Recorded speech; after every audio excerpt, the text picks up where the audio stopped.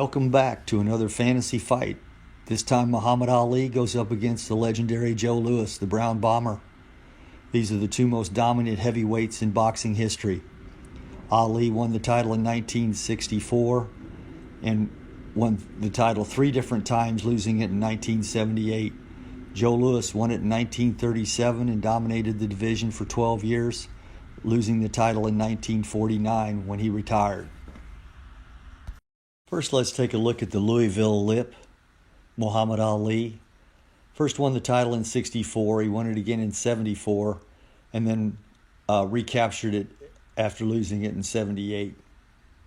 56-5-0 is his record. His prime years that we're going to be covering in this fantasy match is 1964 to 1967.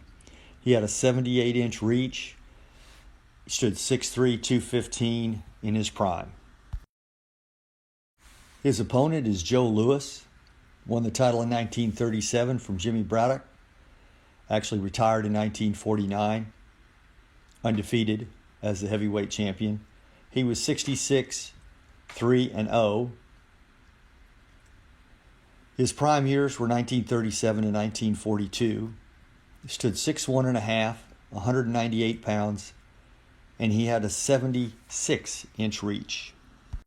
Presenting the present world's heavyweight king from Detroit, Michigan, weighing 199.5. He's wearing black trunks, Joe Louis.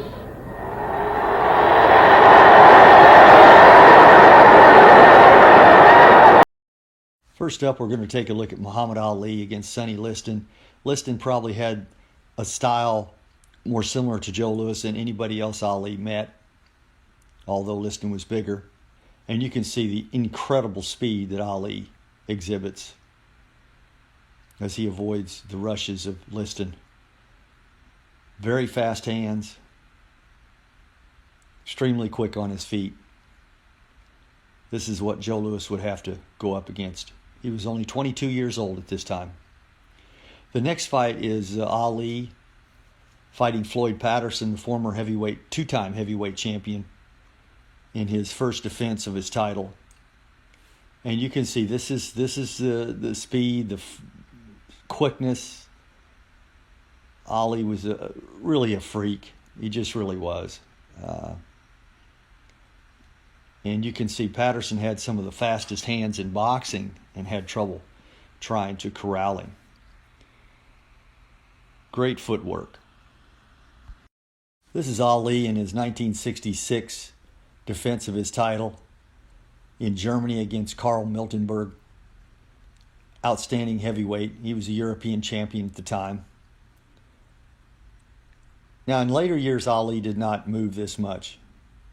But in his prime, he was constantly on his toes, hard to hit, a defensive genius as far as his ability to avoid punches, the way he leaned back. He's an incredible boxer. Miltenberg lasted about 12 rounds. Now we're going to take a look at Joe Louis against Billy Conn. I believe this was in 1941. Billy Conn is a light heavyweight who moved up, and he's going to show a lot of speed and quickness and just outboxing Louis at every turn.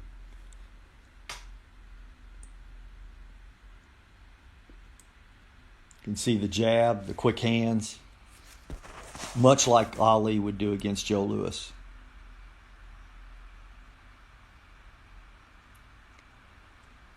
So we come up on round 4. Conn comes out.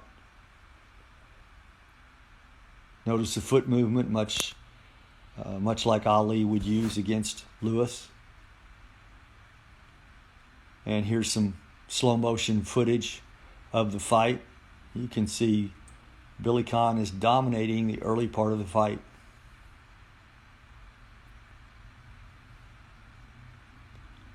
This is round 13.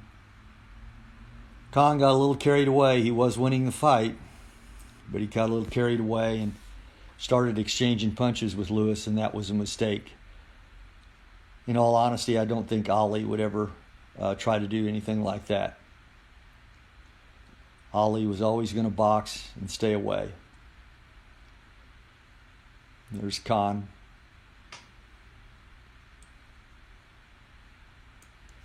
Here it is later in the round. Khan's exchanging punches with him. You notice he's no longer on his toes. Starts slugging it out with him. And as I said, this is going to be a dreadful mistake.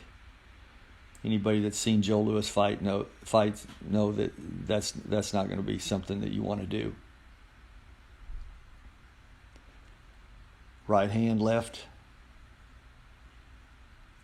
And Khan is going to be counted out. And Louis is going to retain his heavyweight title.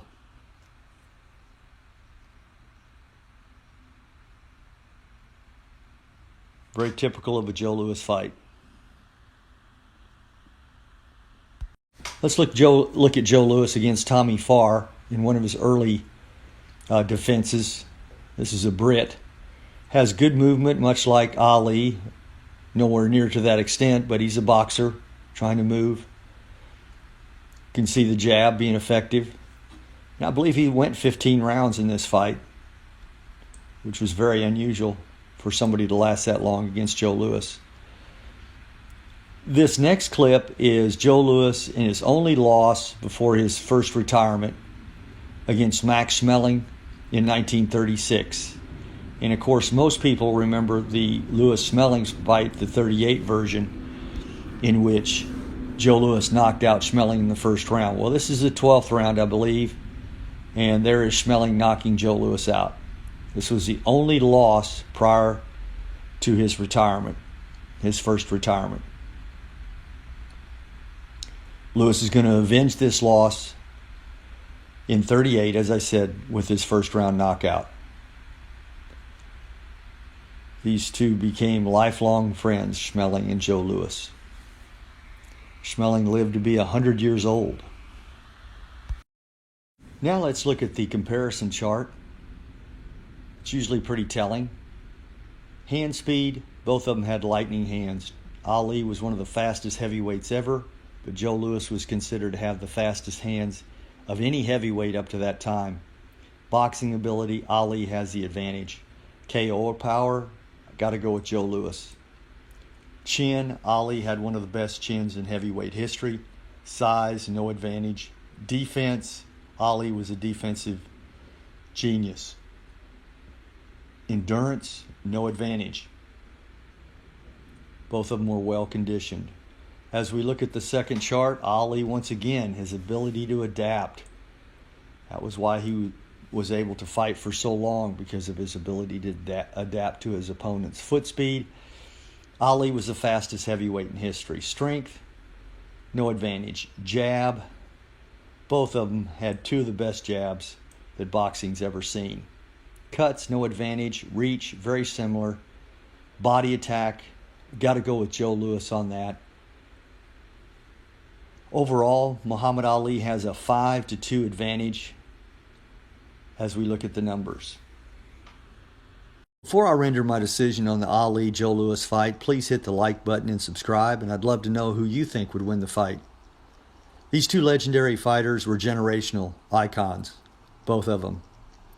Two of the most popular athletes in American history. In picking a winner, I have to go with Ali, mainly because of the style. Ali had the perfect style against Joe Louis. He was big, fast, his jab, movement, just like Billy Conn, which gave Joe Louis fits. I think Ali would do the same. I'm going to go with Muhammad Ali in a 12-round decision. Thanks for watching. Now let's take a look at the brackets. Muhammad Ali will advance against the winner of the David Haye-Ike Iwabuchi fight, which is soon to come out on YouTube. And Louis will move down into the loser's bracket. It's a double elimination tournament. So Louis is not out of it yet. Thanks for watching.